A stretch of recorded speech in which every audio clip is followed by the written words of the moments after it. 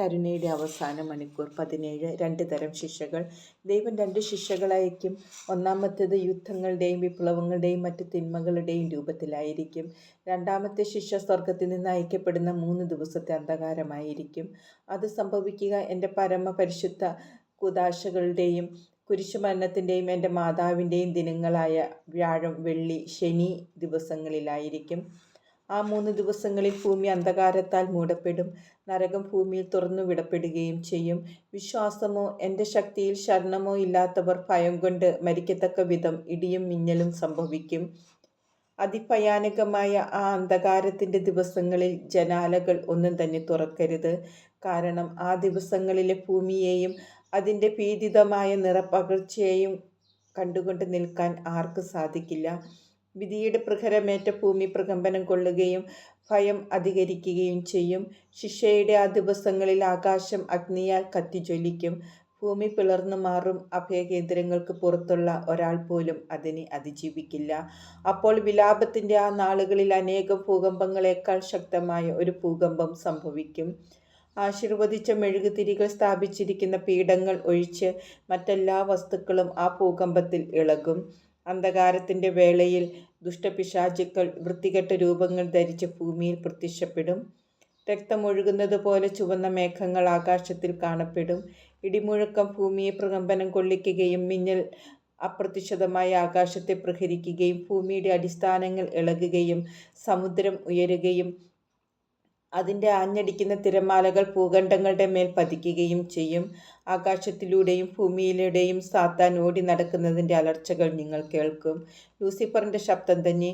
നിങ്ങൾ ഈ അടയാളങ്ങൾ സഭയിലും കാണും.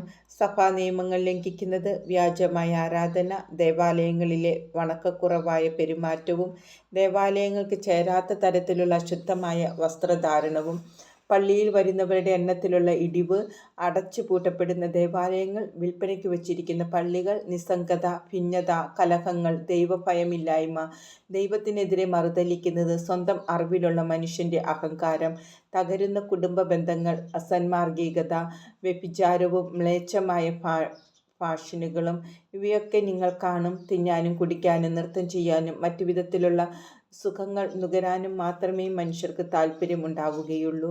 ആഭ്യന്തര കലാപങ്ങൾ പൊട്ടിപ്പുറപ്പെടും. അധികാരത്തെ നിന്ദിക്കൽ, ഭരണകൂടങ്ങളുടെ പതനം, ഉയർന്ന തലങ്ങളിലുള്ള ആശയക്കുഴപ്പം, ആഭ്യന്തര യുദ്ധങ്ങൾ, വിപ്ലവങ്ങൾ എന്നിവ സംഭവിക്കും.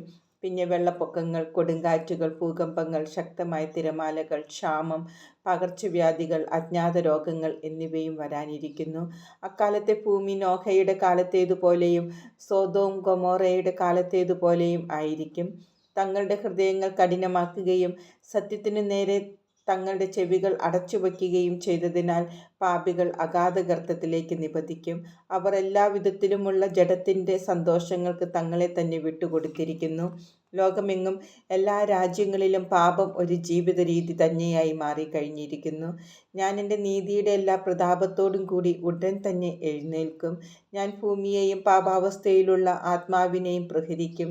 അതുകൊണ്ട് എൻ്റെ കുഞ്ഞുമക്കളെ, ഈ ഭീകരതയുടെ പ്രളയത്തിനിടയിൽ നിങ്ങൾ എൻ്റെ കുരിശ്, അത് ചെറുതാകട്ടെ വലുതാകട്ടെ, വഹിച്ചു കൊണ്ടിരിക്കും.